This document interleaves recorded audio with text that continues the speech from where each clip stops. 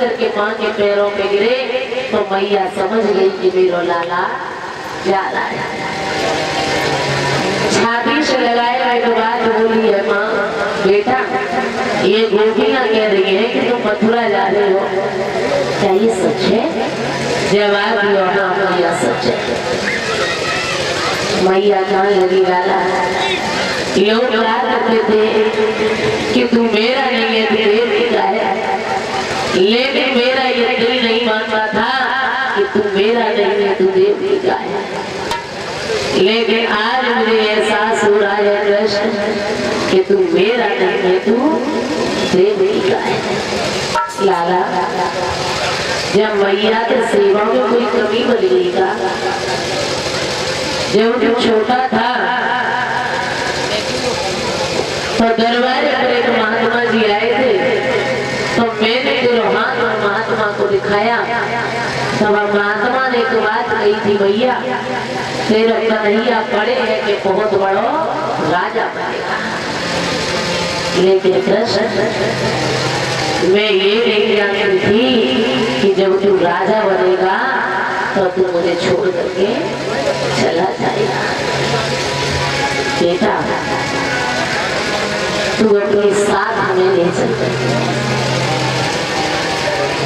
हम किसी कोने में पड़े रहेंगे और दूर से देख करके अपना मन भर लिया करेंगे। हम कभी नहीं कहेंगे कन्हैया कि हम तेरी माँ है। कन्हैया एक बात बोले हैं माँ मैं आज जा रहा हूँ, कल मामा का यज्ञ देखूंगा, परसों लौट करके आऊंगा। तो मैया एक बात बोली है खाला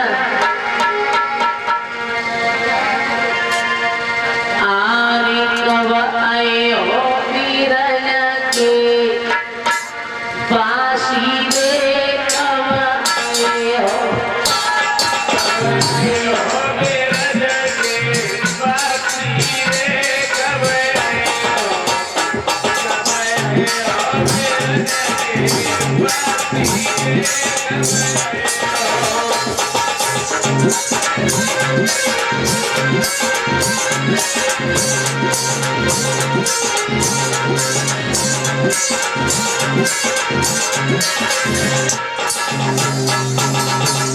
रो रही है भैया बेटा तेरे बगैर मेरी माँ मर जाएगी।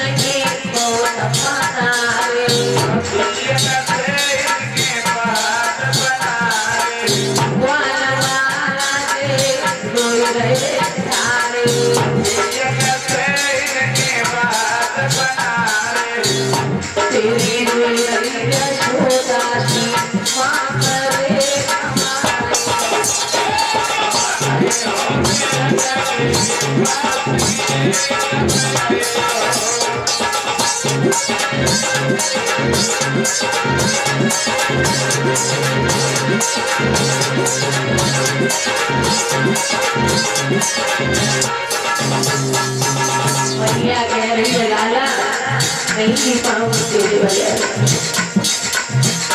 आरे नंदबाबा तेरे तिलक के थारे, नंदबाबा तेरे तिलक के थारे, नंदबाबा तेरे रोए गए थारे, नंदबाबा तेरे रोए गए थारे। अब कन्हैया छोड़ी क्या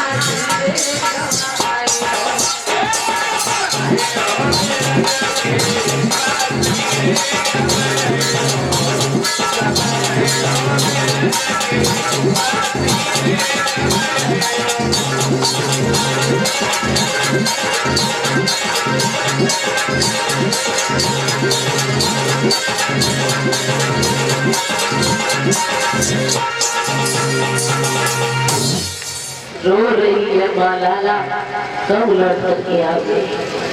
कृष्ण कहने लगे माँ मैं आज जा रहा हूँ, कल मामा का यज्ञ देखूंगा, परसों लौट जाऊंगा। रथ पर सवार हुए जब आगे के लिए बढ़े तो एक गोपी ने एक बात कही, गोपियों कन्हैया का रथ तो चला गया है, मैं जब वृक्ष के ऊपर चढ़ी जा रही हूँ और मैं वृक्ष पर चढ़ जाऊंगा तो दूर तक का दिखेगा और मैं तुम्हें बताती रहूंगी कि कन्हैया का रथ कितना दूर पहुंच गया। जब गोपी में वृक्ष पर चढ़ी तो गोपी को चक्कर सारे लगा, तो गोपी ने एक बात सोची कहीं ऐसा न हो कि श्याम के विरह में मैं मर जाऊंगा। तो वो गोपी ब्रज के कागाओं से निवेदन करके एक बात कह रही है, हे ब्रज के कागाओ, अगर मैं मर भी जाऊं तो एक बात का ध्यान रखना। किसका? के कागा ये तन खाइयो और चुगे चुगे खाइयो मांस और ये नाम दिखाइयो वो श्याम मिलन की आस। ये ब्रज के कागाओ सारे शरीर को खा लेना लेकिन कोई नेत्रों को छोड़ देना, क्योंकि मैं पल पल श्याम का इंतजार करती। रथ चला गया तो राधा एक बात बोली है, श्याम आरे तेरी राधा रोवती अकेली मेरे मोहन छोड़ी द्वारिका आएगा।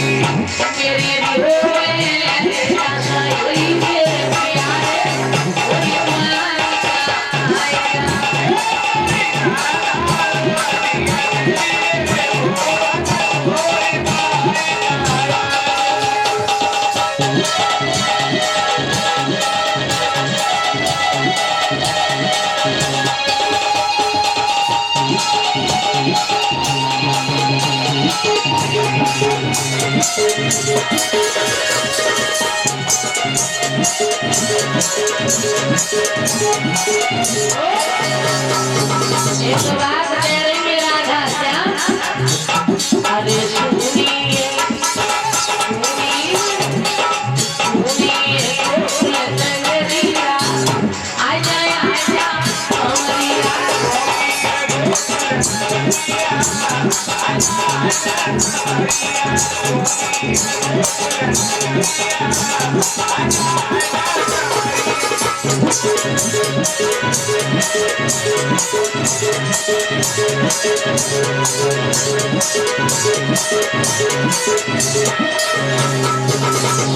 अरे मथुरा सुनी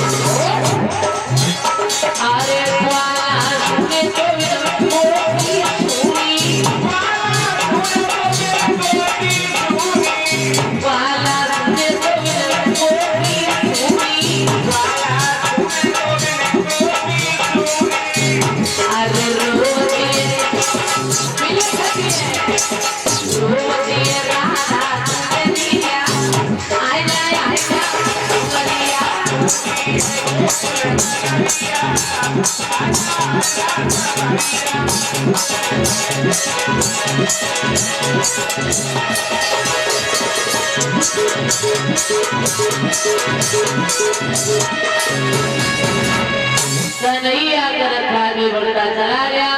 गोपियां रोती रह गई, बिलखती रह गई। भक्तों, जैसे ही भगवान श्याम सुंदर का रथ मथुरा में प्रवेश हुआ,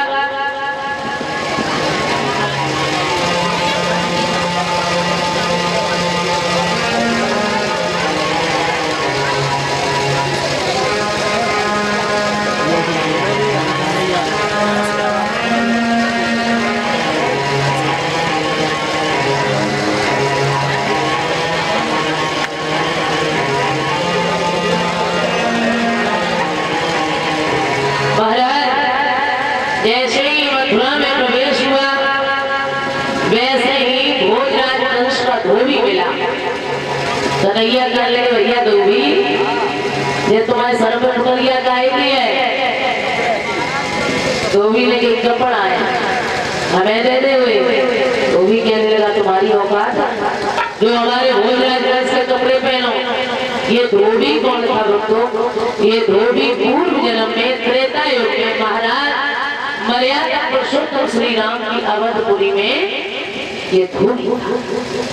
जब सीता मैया को रावण चुरा करके ले गया, आगे परीक्षा होने के बाद माँ जानकी महलों में रहने लगी, तो जब धोबी एक दिन अपने मायके चली गई, रास्ते में कहीं रुक गई, तो ये धोबी अपनी धोबी को पीट रहा था।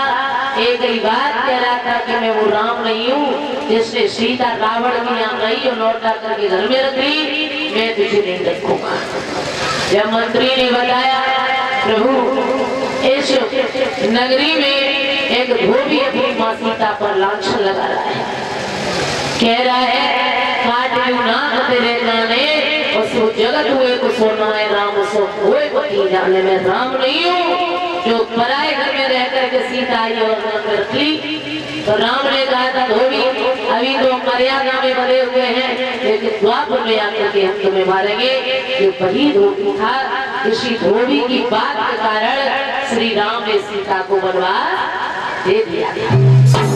सीता को वनवास क्यों हुआ था? क्योंकि सीता को श्राप लगा हुआ था। एक बार सीता मैया बचपन में बालापन में जनक के यहाँ पर पूजा करने के लिए जाती थी। तो एक दिन की बात जब पूजा करने जा रही थी, तो सीता ने देखा कि एक तोता और तोती आपस में बात कर रही है। तोता कह रहा है, तोती आज हम वाल्मीकि से एक बात सुन करके आए हैं कि आगे चल करके श्री राम धनुष तोड़ेंगे, तब सीता उनके गले में जयमाला डालेंगे। तो सीता ने देखा कि ये तो मेरे भविष्य के बारे में बता रहा है, और तोता को पकड़ा और पिंजरे में बंद कर लिया। उस समय वह तोता की तोती गर्भवती थी, तो तोती ने श्राप दिया था, सीता जब मैं गर्भवती हूँ तो तूने मेरे पति से मुझे अलग कर दिया। मैं तुझे श्राप देती हूँ कि तू जब गर्भवती होगी तो अपने पति श्री राम से बिछड़ जाएगी। और तोती ने प्राणों को त्याग दिया। उसी श्राप के कारण जब सीता गर्भवती थी तो सीता मैया को वनवास हो गया। ये धोबी इधर था। जैसे ही कन्हैया आगे बढ़े, भगवान कन्हैया ने धोबी को जमीन पर पटका घूसा लगाया, धोबी के प्राण पक्षी हो गए। और आगे बढ़ा, तो देखा कि कुबेरिया पीर हाथी खड़ा है और वह हाथी में 10,000 हाथियों का बल है। क्या हाथी कौन? कंस के ससुर जरासंध ने कंस को दहेज में दिया था। तो आधा जादरा जी हाथी मरेगो तो बात ना समझ लो हमारी कौन पक्की है। तो कन्हैया ने क्या किया?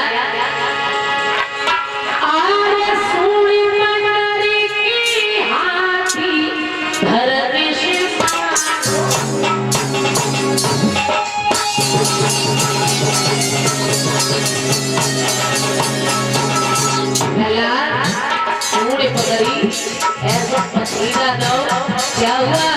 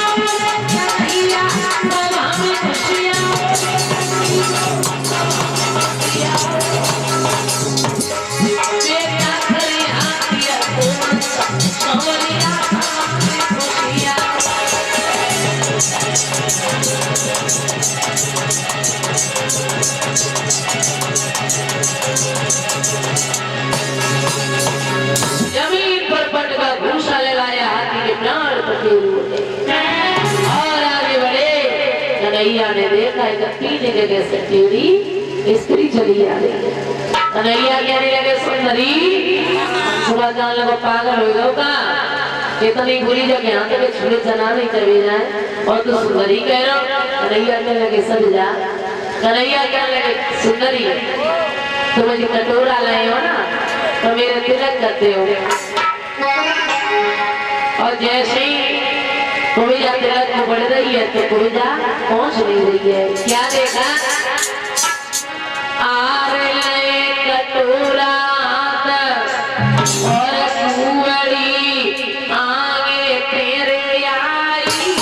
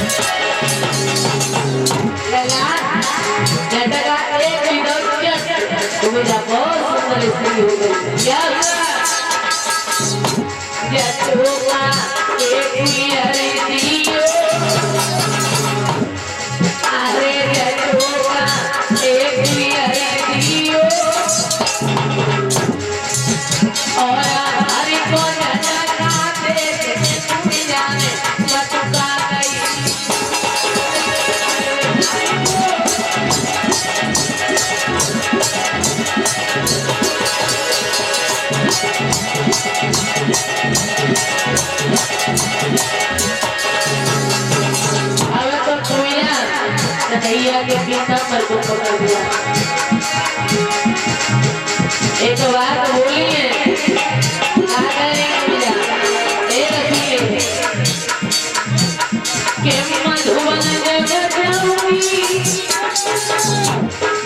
मधुबन जब जाऊंगी प्यारे को ले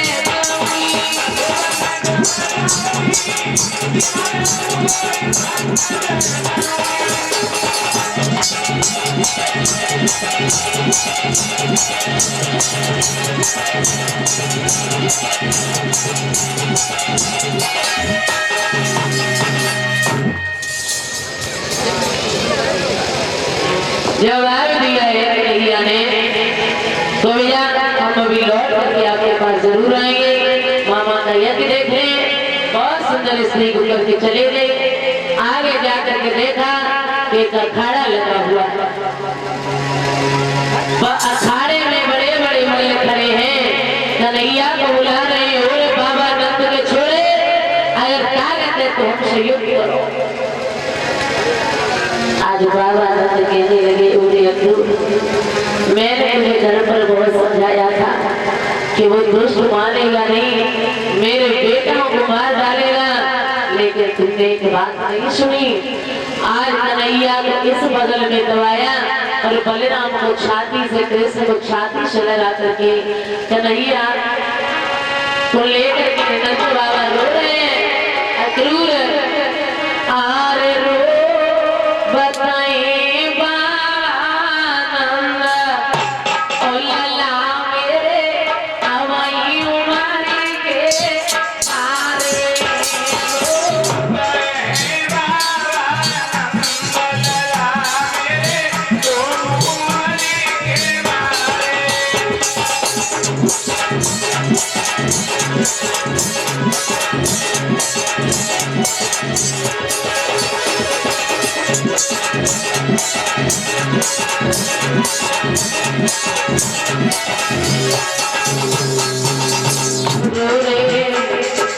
कन्हैया को बलराम को छाती से लगा लिया, बेटा ये माला पड़े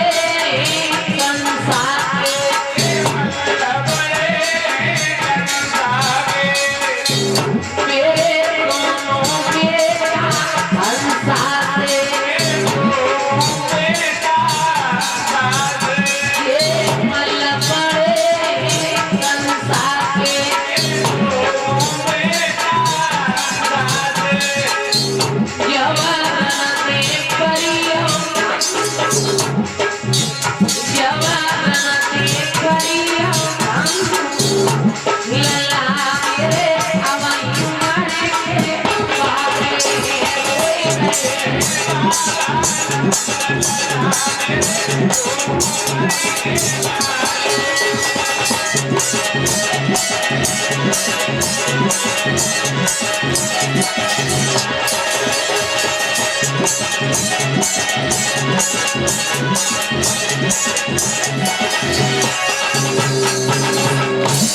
बाबा बिलख रहे हैं, कह रहे हैं मैंने पहले मना किया था लेकिन तुमने मेरी बात को नहीं माना। अखाड़े में मल्ल खड़े हैं, उनका का खून डट रहा है। कहने लगे ए बाबा नंद के छोरे, कोई बाप का नाम ले दे कन्हैया को बड़ा क्रोध आया। क्या हुआ? आरे लयो नंद को नामा और कृष्ण को क्रोध हुआ रे आयो।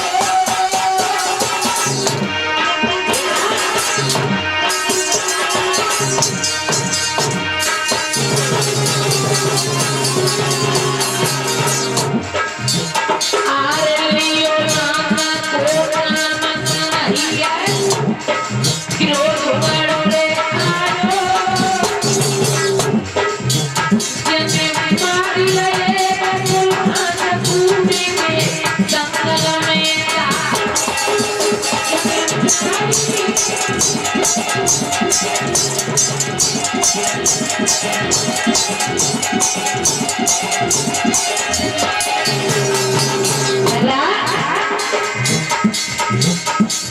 आरे लैला तोरे के पाए